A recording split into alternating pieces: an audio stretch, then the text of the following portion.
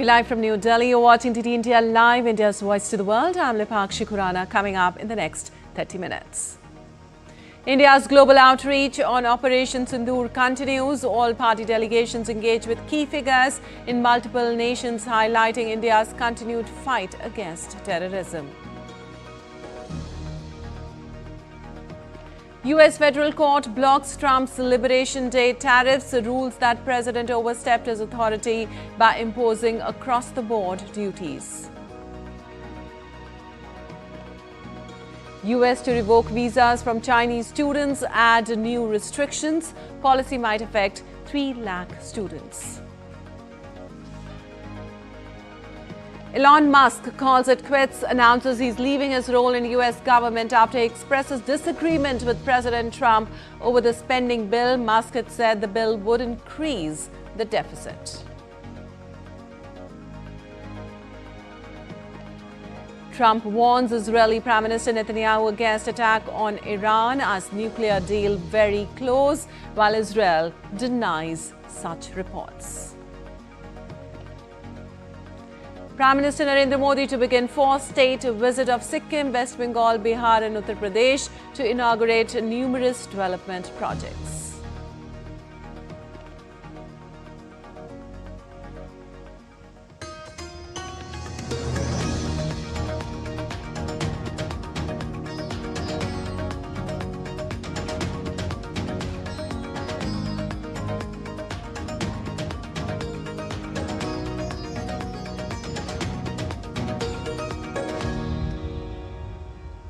And on to the details now. Moving forward with the diplomatic outreach, the Indian government continues to voice its stance against terrorism after launching Operation Sindoor. Pursuing India's renewed commitment to counter-terrorism and regional stability, an all-party delegation led by Member of Parliament Shrikant Shinde arrived in Sierra Leone's Freetown. During their stay in the West African nation, the delegation will hold talks with parliamentarians, think tanks, media and civil society to further unmask Pakistan's cross-border terrorism.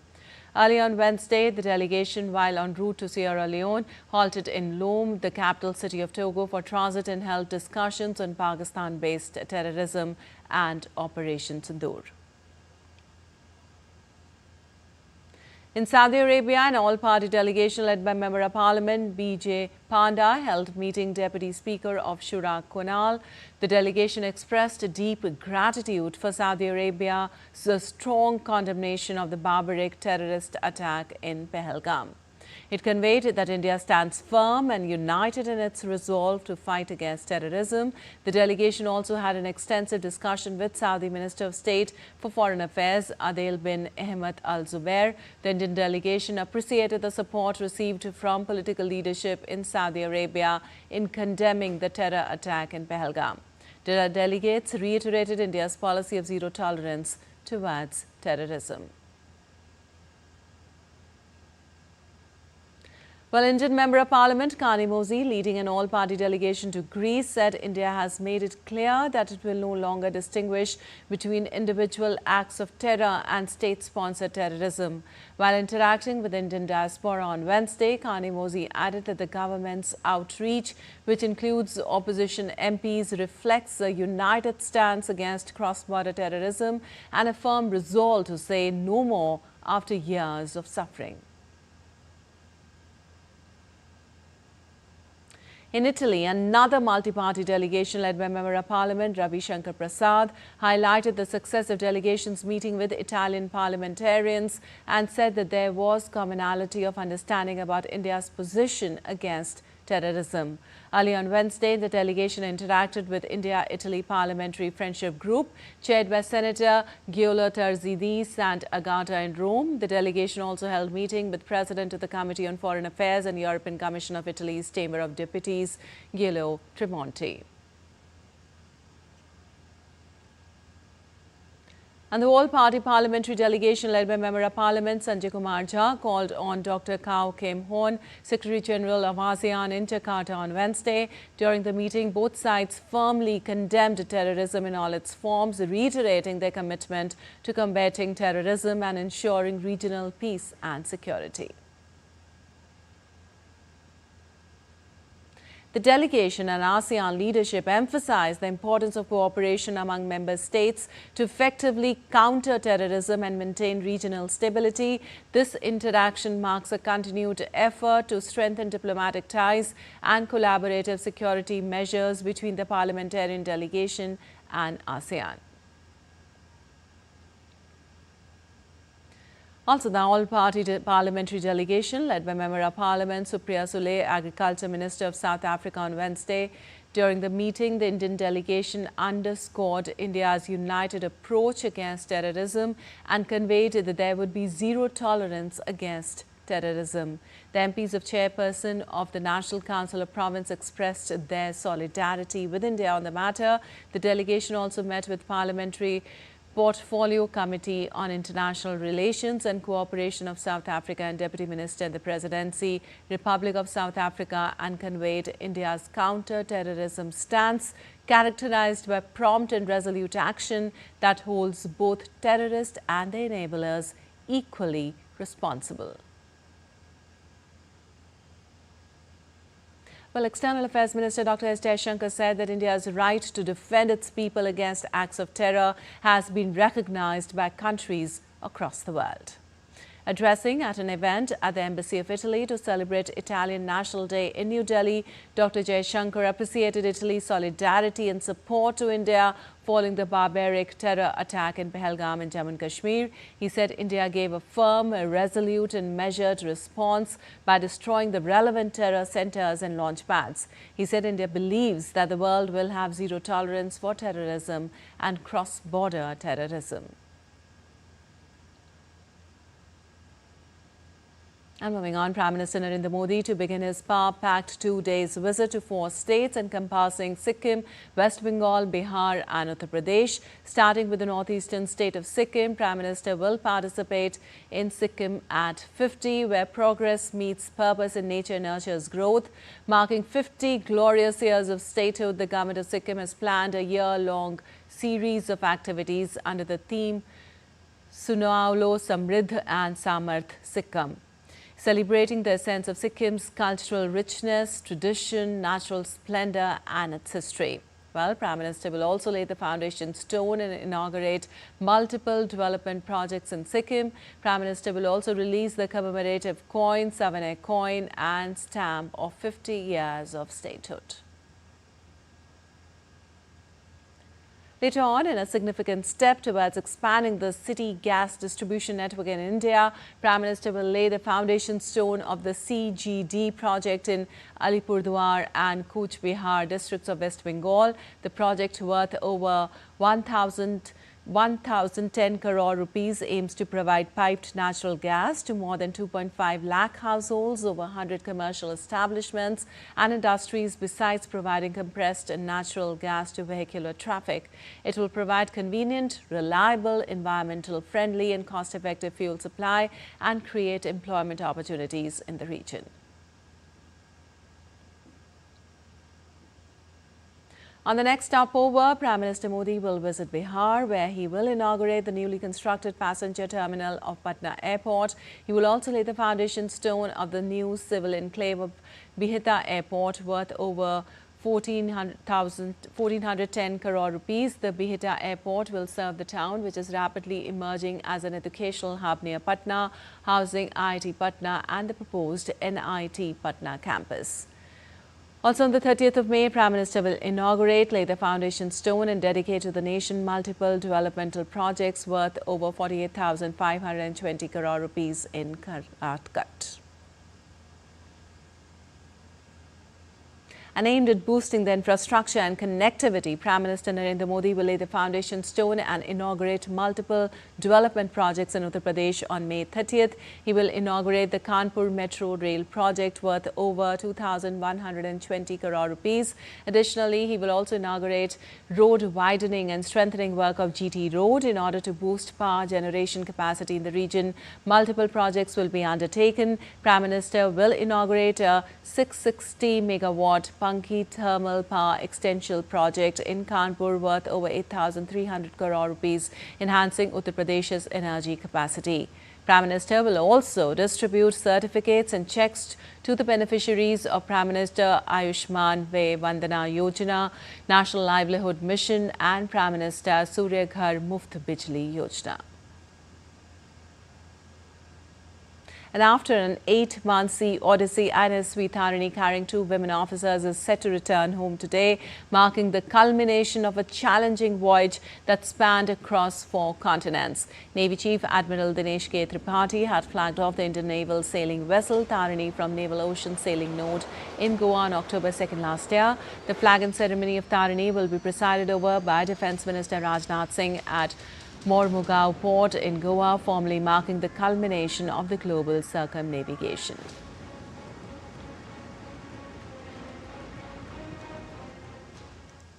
And the southern Indian city of Hyderabad is poised to host the Miss World 2025 Grand Finale on May 31st at the Hyderabad International Exhibition Centre, marking its the 3rd time India hosting the prestigious pageant after 1996 and 2024. While the Miss World 2025 pageant is celebrating beauty, it is also serving as a powerful global platform to showcase the cultural richness and progression vision of Telangana. As part of the competition, the Miss World contestants on Wednesday spent joyful moments interacting with children from various parts of the state.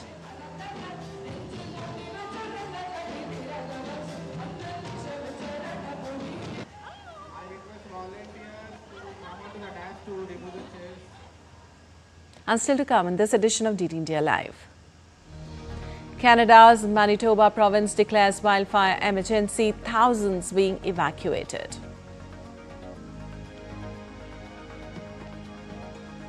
Chelsea becomes the first team to win all 3 European competitions. An incumbent World Antidoping Agency president, Vitol Banka, said to be re-elected.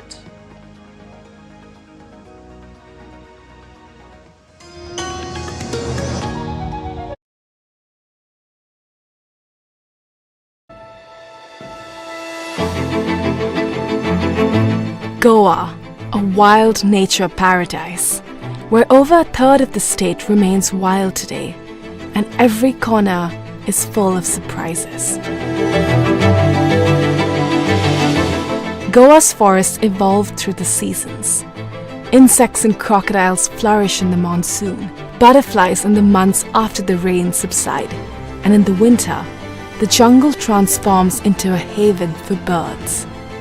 Oh, there's a female right next to him. Oh my God, is that 8 otters? That's one of my favorite things about these forests. There are still so many secrets out there. Watch postcards from Goa on National Geographic.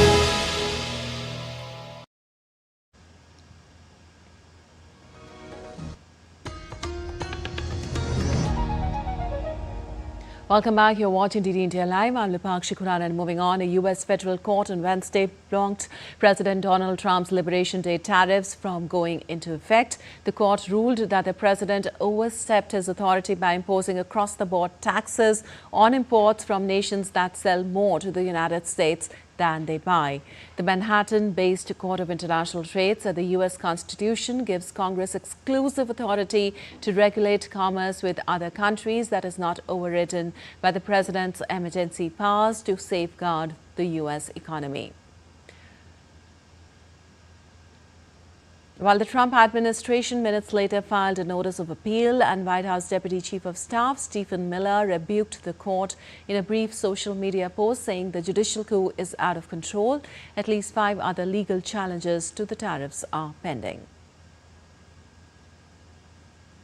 Well, Trump has claimed a broad authority to set tariffs under the International Emergency Economic Powers Act, which is meant to address unusual and extraordinary threats during a national emergency. Trump's on and off again tariffs, which he said are intended to restore U.S. manufacturing capability, have shocked U.S. financial markets.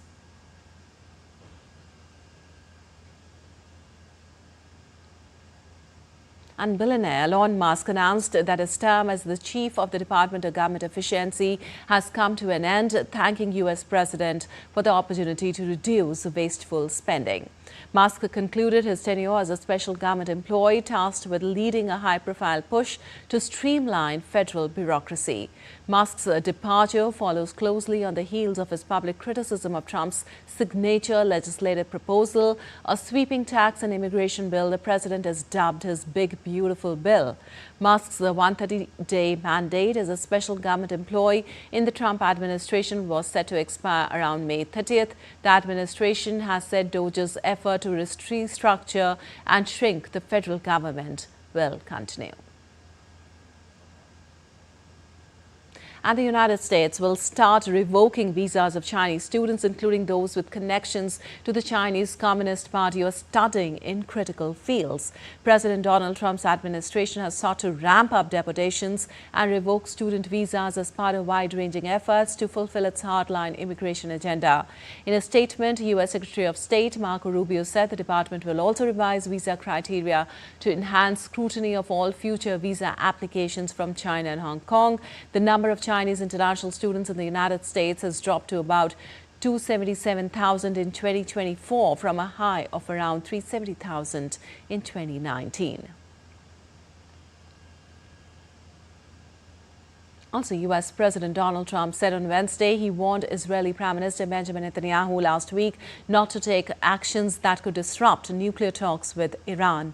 Israel was particularly concerned about the possibility of an interim deal that would allow Iran to maintain its nuclear facilities for months or even years while a final agreement was reached. U.S. officials were concerned Israel could decide to strike Iran with little warning and said U.S. intelligence estimated that Israel could mount an attack on Iran in as little as 7 hours, the paper reported. Well, one of the main sticking points in the talks between U.S. and Iranian officials have been U.S. insistence that Iran gives up its nuclear enrichment facilities, a demand Iran rejects. Trump bypassed Israel on his trip to the Middle East this month and has made policy announcements that have shaken Israel's assumptions about its relations with the U.S. I told him this would be inappropriate to do right now because we're very close to a solution. Now, that could change at any moment. It could change with a phone call. But right now, I think they want to make a deal, and if we can make a deal, save a lot of lives. Well, meanwhile, Israelis gathered at Tel Aviv's Hostages Square to mark 600 days of the conflict and captivity for the hostages in Gaza. On March 18th, Israel effectively ended a January ceasefire agreement with Hamas and renewed its military campaign in Gaza.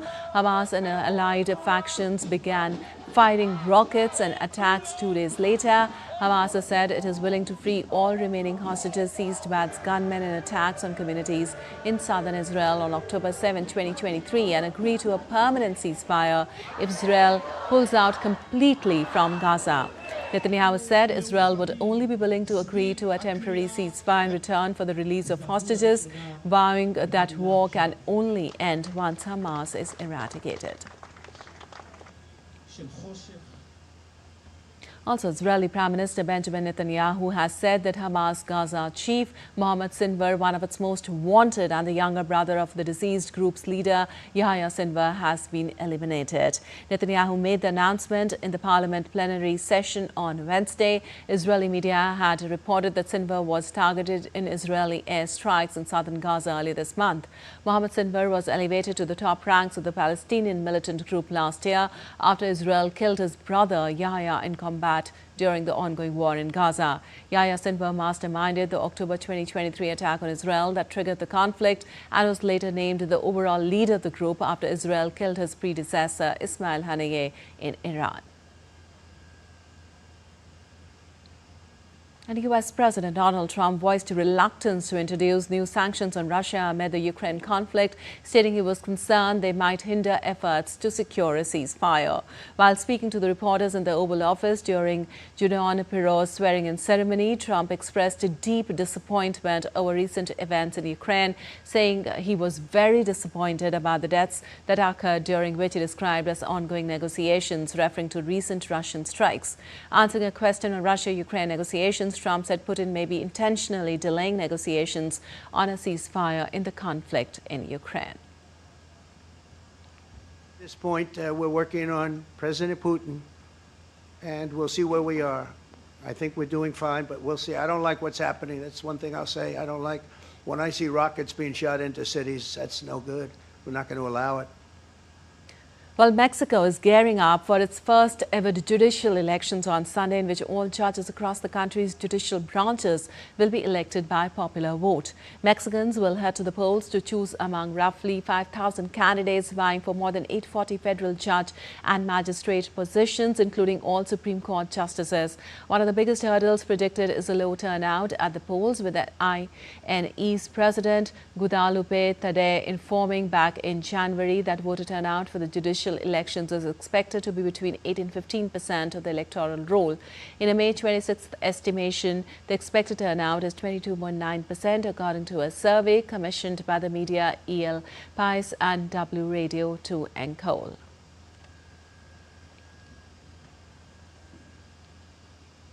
And more than 17,000 people in Canada's western Manitoba province were being evacuated on Wednesday as the region experienced its worst start to a wildfire season in years.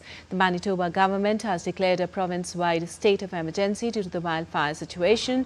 The local administration has deployed military aircraft to help move people out of endangered remote northern communities to safety, along with additional firefighting resources. The most severe impact of the rapid escalating wildfire has been felt in the northern village of Pelisan Narrows, where flames edge dangerously close to residential areas, threatening both homes and vital road access.